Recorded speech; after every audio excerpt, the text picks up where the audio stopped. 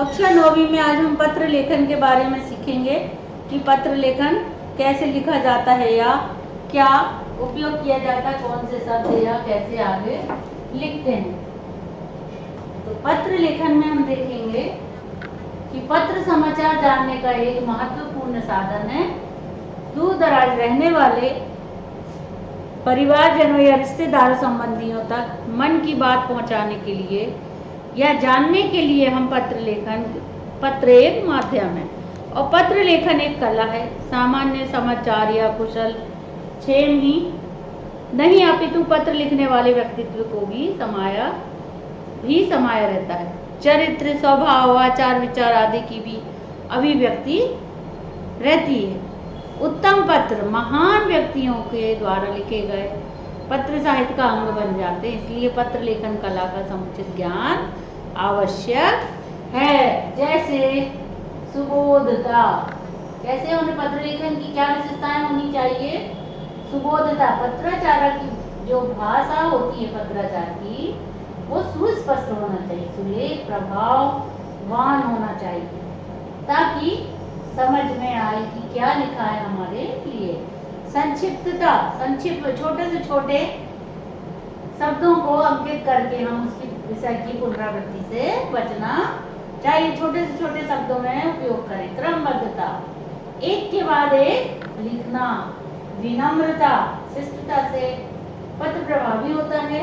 तीखी तथा कटु भी संयत सहज तथा सरल भाषा होनी चाहिए। प्रभावशीलता, पत्र की सफलता मानी जाती है जब उसे पढ़ने वाला प्रभावित हुए बिना न रहे। आकर्षण, लिखने में आकर्षण की शक्ति होना चाहिए, ऐसा लिखा जाए कि वो समझ में आए और हमें अच्छे से पढ़ा जाए। पत्रों के प्रकार है अनौपचारिक और औपचारिक। अनौपचारिक कैसे अनौपचारिक, जैसे हम माता पिता या रिश्तेदार बहनों को लिखते हैं, वो पत्र अनौपचारिक रूप से कहलाते हैं। पारिवारिक और ये होते हैं पारिवारिक पत्र और सामाजिक। अनौपचारिक भी दो प्रकार के होते हैं। अच्छा, औपचारिक पत्र निर्वैयक्तिक पत्र भी कहते हैं कि व्यक्तिगत सीमाओं से परे होते, कार्यालय में, व्यवसायिक संस्थाओं में। जैसे बच्चों आप स्कूल में कोई आवेदन पत्र देने के लिए इस्तेमाल करते हैं, है ना। ये पत्र के प्रमुख भाग होते जैसे कि लिखने वाले का पता और भेजने वाले के पता और संबोधन का भी। तीसरा क्या, संबोधन का भी पता चलता है कि हम कैसे लिख रहे हैं। यहाँ पे क्या बताया कि प्रेषक तथा दिनांक लिखें, फिर यहाँ पर अपना पता और लिखें, है ना। फिर संबोधन की क्या लिखा जाना है?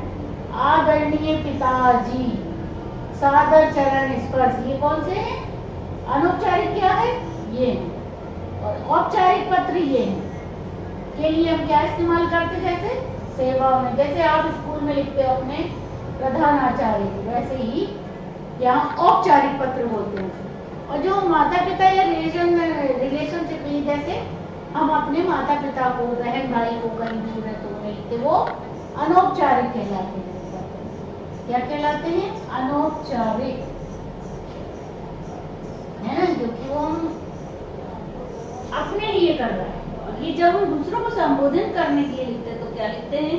कार्यालय हेतु या वहां पर के लिए श्रीमान प्राचार्य जी, या बहुत सारे शब्दों का हम इस्तेमाल करते हैं।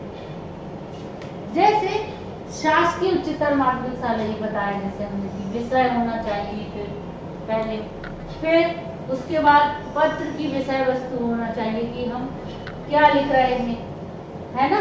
पत्र लिखने के लिए मूल विषय को लिखते हैं कि हम काहे के लिए इस्तेमाल कर रहे हैं उसको, पत्र को। अभिनिवेदन, अभिलेखक लिखते हुए अपना नाम लिखता है, जैसे बताया कि जैसे यहाँ पे देखेंगे आप, इससे आपको समझ आएगा विभिन्न प्रकार के पत्रों में हम क्या उपयोग करते हैं। संबंध में जैसे क्या करते हैं, माता पिता, गुरु और बड़ों के लिए। संबोधन में क्या लिखेंगे? मान्यवर, श्रीमान, परम आदरणीय, पूज्य आदि शब्द इस्तेमाल करते हैं। अभिवादन में नमस्कार, जैसे हम लिखते हैं ना, माता को लिखा पत्र, तो माता वाले में क्या लिखते हैं यहाँ पर? क्या लिखते हैं हम यहाँ प्रणाम।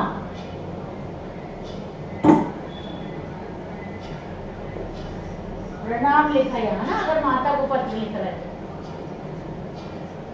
और अभिनिवेदन यानी यहाँ नीचे हम जब लिखते हैं आपका पुत्र, क्या लिखेंगे यहाँ पर?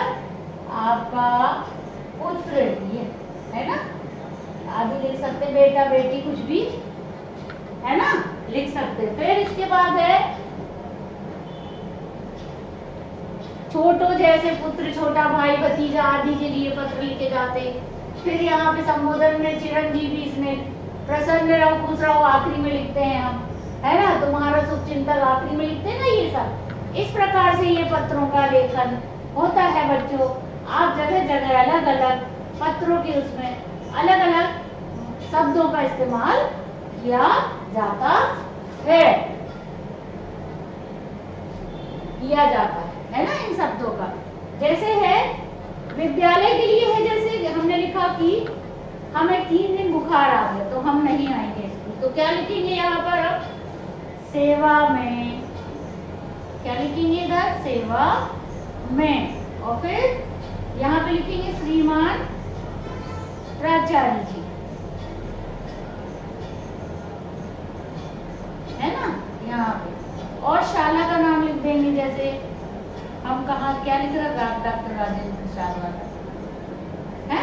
और फिर नीचे क्या आ जाएगा कि मुझे आकस्मिक बुखार आ जाने के कारण 3 दिन की छुट्टी देने की कृपा करें। निवेदन है कि मुझे,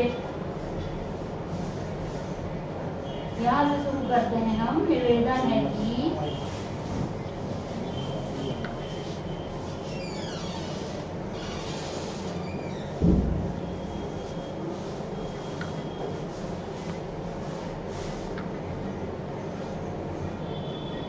है ना, फीवर के लिए यहाँ से। और फिर आखिरी में हम क्या लिखते हैं?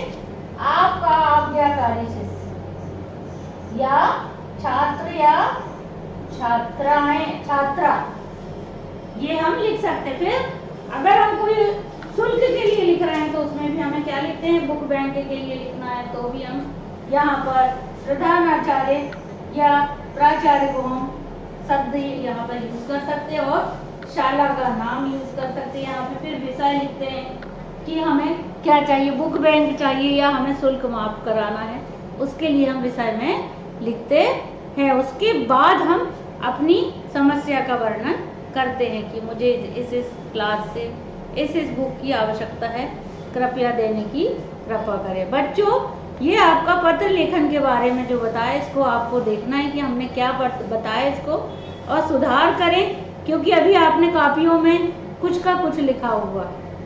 तो इसलिए बच्चों इसको ध्यान से पढ़ें और इसको आप अपनी कॉपी में लिखें।